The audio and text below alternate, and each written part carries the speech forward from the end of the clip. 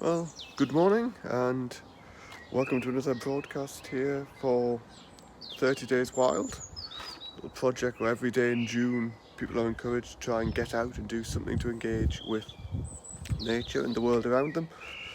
And what we're going to do today is we're going to have a look at a moth trap I've been running here in my back garden and see what species of moths we've attracted overnight. So I'm going to turn the camera around.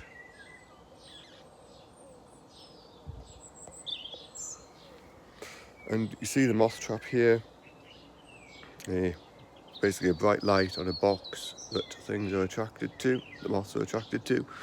They come to the light and they drop into the box, and then we can have a look at them in the morning like today and see what species have been flying around. Just before we look in the trap itself, it's always worth checking the areas around it, seeing what else has been. And we see here a species called the Cypress Carpet. I'll just do the vernacular names rather than the scientific ones today. This is a fairly recent colonist to the United Kingdom, only been recorded in this country since the mid-1980s, but has really expanded and I think is taking advantage of the planting of cypresses as plants in gardens for hedges, and as a result of that being able to spread quite a lot across the country. I'm going to turn the trap itself off now. And another one down here on the ground, which is a light emerald. A nice common species with an attractive pale green colour.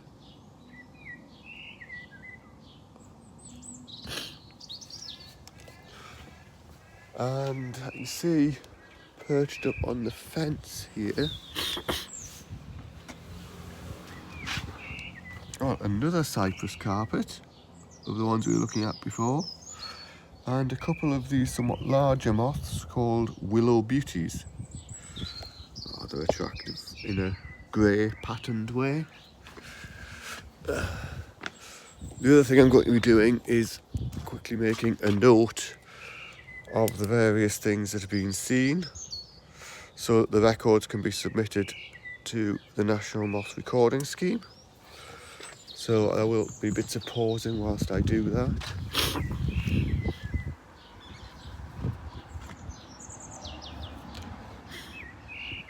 Okay, we will go through the trap now and see what there is to see here.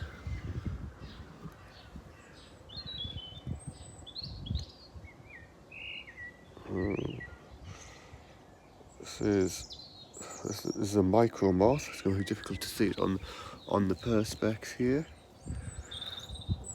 Just about got that to focus. It's Hedia nubiferana. And so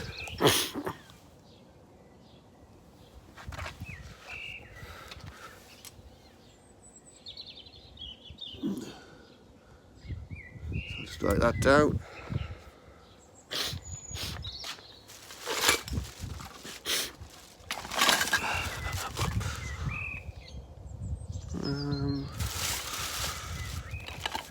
Temporary mental blank as to what this one is.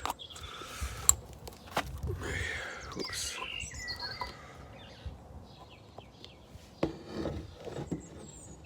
This specimen, I think it's a brown silver line, so let me just...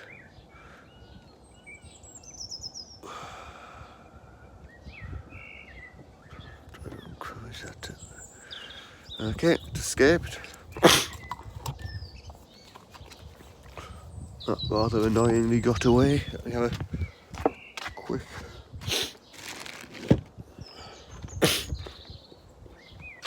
Sometimes they do get away, of course.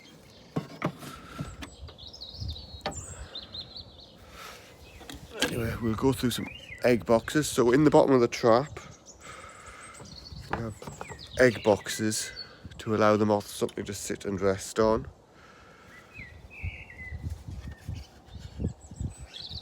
And this moth with 3 lines on it is called a treble lines. the moth down there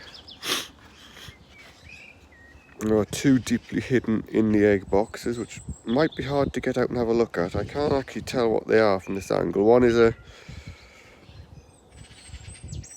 heart and dart and has that dark, you might just be able to make out mark across the front of the head. And this one, I'm pretty sure, is a Vines rustic. Just write those down. Have a look at the treble lines whilst I'm writing.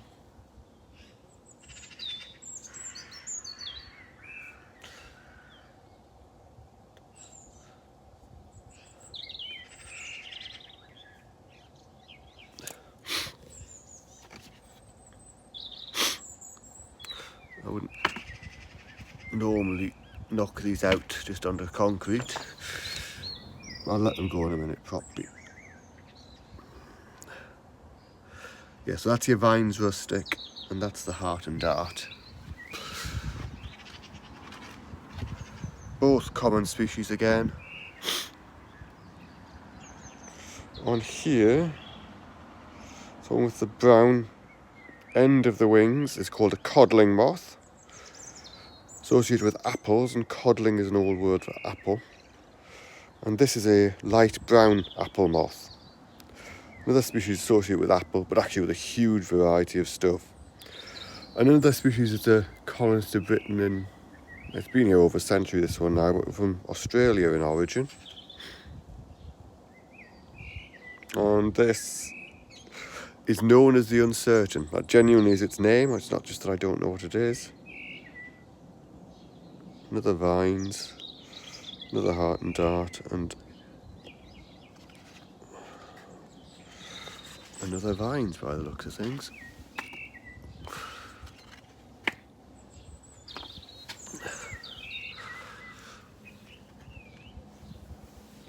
Not sure about that one.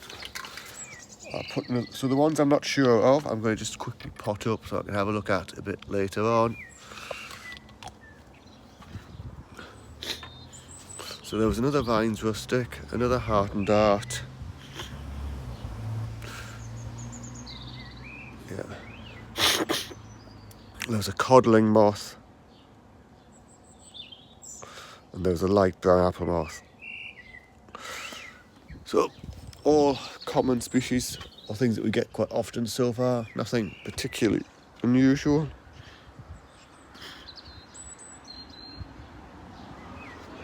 Nothing on that egg box. For the time of year, this is a surprisingly low catch, but a lot of people have been reporting that this year. This is another micro moth called Salifa Lachine.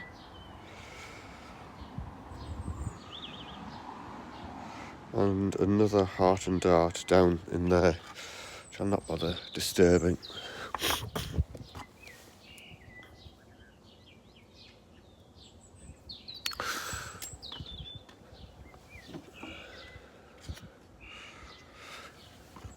Does seem like this year at least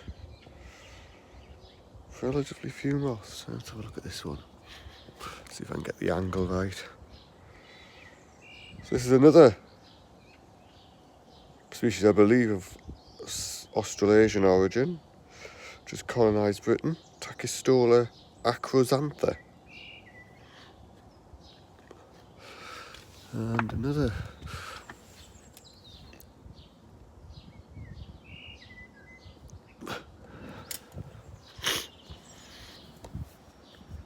clearly these are species that, these ones that were from Australia in origin, or Australia originally as a species, are ones that have got here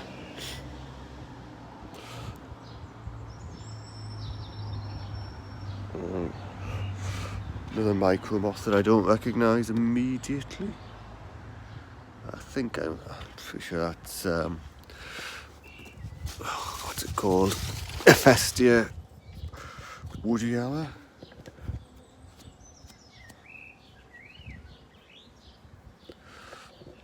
But let me just pot it up to look at later. So in some ways it's just anything I'm not immediately recognising, I'm just putting into a pot and I will look at when I'm a bit more awake and when I have the various books with me to properly identify them.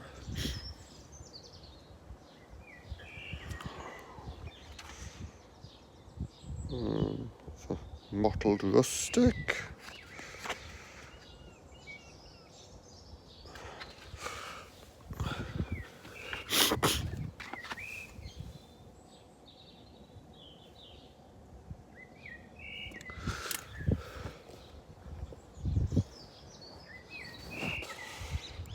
Quickly look through another of these egg boxes. And another heart and dart. You can see that eyebrow, as we sometimes inaccurately call it, on the top of the head. So I'll make a note of that.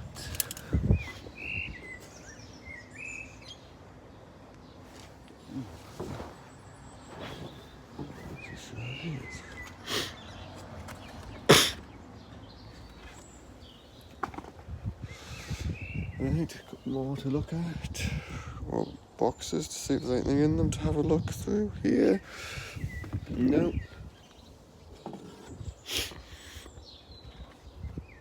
And another Vines rustic. So, a few species there. We'll have a quick look on the inside of the trap. Check the apparatus as we go. So there are a few in there. We'll have a look at these in a minute.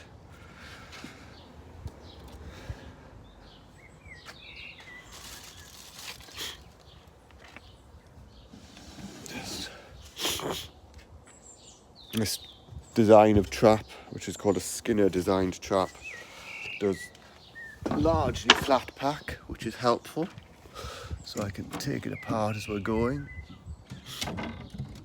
So just flying there, just hiding under my notepad actually, is a rather attractive small magpie moth. Quite pretty colours, that one.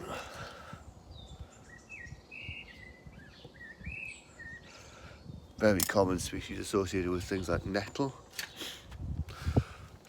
White ermine is another common species, and several more heart and dart and Vines rustic that we've already looked at.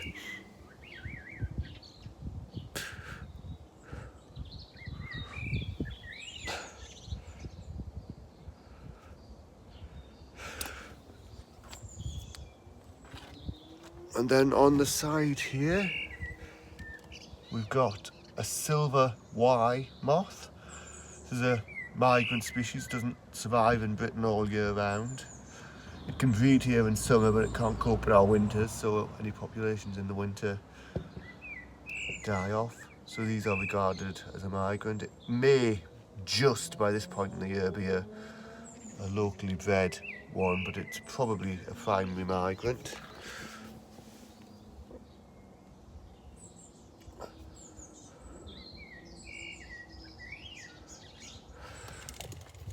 And have a quick look just on the back, see if anything has appeared on here.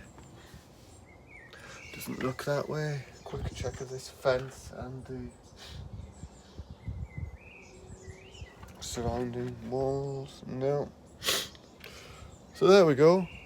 A few interesting moths, I hope. A few things to see. These are all just in this, as you can see, normal suburban garden. Nothing managed for wildlife. They're just flying around at night out here. So hopefully that's of interest. And as I say, I'll be doing one of these broadcasts or something wildlife related, hopefully every day in June. I'll certainly do something every day in June. And most of it will be here on the YouTube channel, but there may be stuff over on Twitter and other sources as well.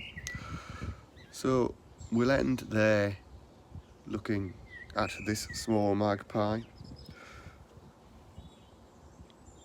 And I will see you all tomorrow.